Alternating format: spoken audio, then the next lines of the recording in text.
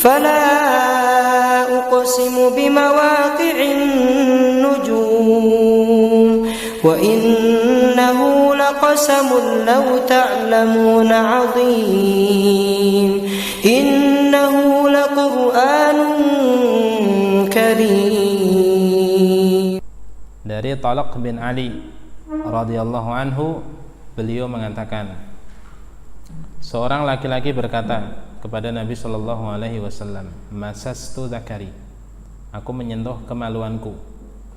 Atau dia mengatakan ada ar-rajulu yamassu dzakarahu, ada seseorang yang menyentuh kemaluannya fis sholati, ketika dia dalam keadaan salat. Alaihi wudu'un, apakah dia harus berwudu lagi? Kata Nabi sallallahu alaihi wasallam, la, innama hiya bat'atun minka. Tidak, itu hanya bagian dari potongan kulit dari dirimu, sebagaimana potongan tubuh yang lainnya. Sebagaimana telinga itu adalah bagian dari tubuh kita, maka kemaluan juga bagian dari tubuh kita. Jari-jari tangan bagian dari tubuh kita, hidung bagian dari tubuh kita. Mau kita sentuh ya sama saja, karena semuanya satu kesatuan. Ini ilahnya atau alasannya yang disebutkan dalam hadis ini. Hadis ini adalah hadis yang sahih, diriwayatkan oleh imam yang 5, Ahmad, Abu Dawud, kemudian siapa? At-Tirmidzi, An-Nasa'i dan Ibnu Majah. Disahihkan oleh Ibnu Hibban. Berkata Ibnul Madini, Ali Ibnul Madini, guru dari Imam Al-Bukhari, hadis ini lebih bagus daripada hadis Busrah. Hadis Busrah yang akan kita baca setelahnya.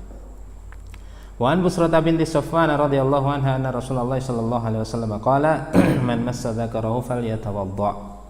Dari Busrah binti Safwan radhiyallahu anha, beliau mengatakan Rasulullah sallallahu alaihi wasallam bersabda, man massa dzakarahu falyatawadda. Siapa yang menyentuh kemaluannya maka berwudulah.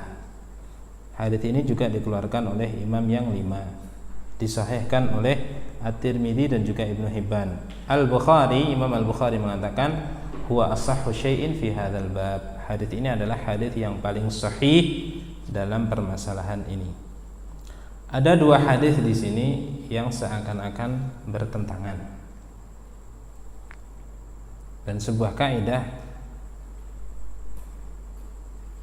dalam pembahasan dalil-dalil yang seakan-akan bertentangan, jalan yang paling bagusnya apabila ada 2 dalil yang secara zahirnya bertentangan, jalan paling bagusnya adalah dengan memakai keduanya secara bersama-sama. Hadis Talaq bin Ali tadi disebutkan, seorang laki-laki menyentuh kemaluannya ketika sholat, dia harus wudu tidak? Nabi mengatakan tidak perlu, karena itu bagian dari tubuhnya. Sementara di hadis Busrah, di sini disebutkan Nabi sendiri yang mengatakan, man massa dzakarahu falyatawadda. Siapa yang menyentuh kemaluannya hendaklah dia berwudu. Kapan 2 dalil ini bisa dikumpulkan, maka itu adalah jalan yang paling bagusnya. Lalu bagaimana cara mengumpulkan 2 hadis ini? Apakah bisa dikumpulkan 2 hadis ini yang seakan-akan maknanya bertentangan? Maka disebutkan bahwa dari 2 hadis ini bisa dikumpulkan sebuah hukum berkaitan dengan menyentuh kemaluan. Di antara hukum yang paling bagus, penjelasan yang paling bagus, bahwa menyentuh kemaluan itu membatalkan wudu pada 2 perkara. Perkara yang pertama, apabila menyentuhnya dengan tangan secara langsung tanpa menggunakan alas. Kenapa bisa kita katakan seperti ini? Ketika kita melihat hadis yang pertama tadi disebutkan seseorang menyentuh kemaluannya ketika sholat. Tidak terbayangkan pada kita bagaimana seseorang ketika sholat dia menyentuh kemaluannya dalam keadaan tanpa alas.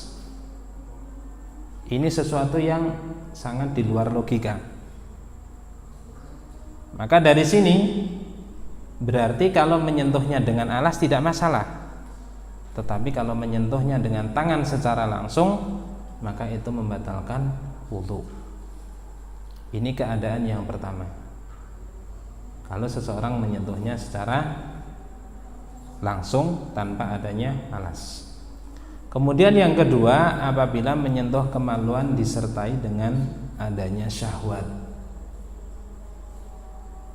Ini juga sebagai salah satu cara agar dua hadis ini dipakai semuanya. Bagaimana kita bisa mengatakan seperti ini? Sama dengan sebelumnya.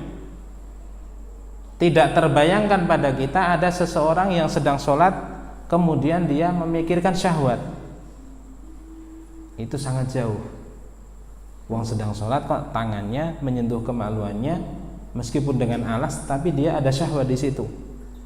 Membayangkan sesuatu yang tidak selayaknya dilakukan ketika sholat. Maka dua perkara ini yang menyebabkan seseorang wudunya batal. Yang pertama ketika dia menyentuhnya dengan tangan secara langsung tanpa adanya alas. Yang kedua apabila dia menyentuhnya dalam keadaan dengan adanya syahwat di situ.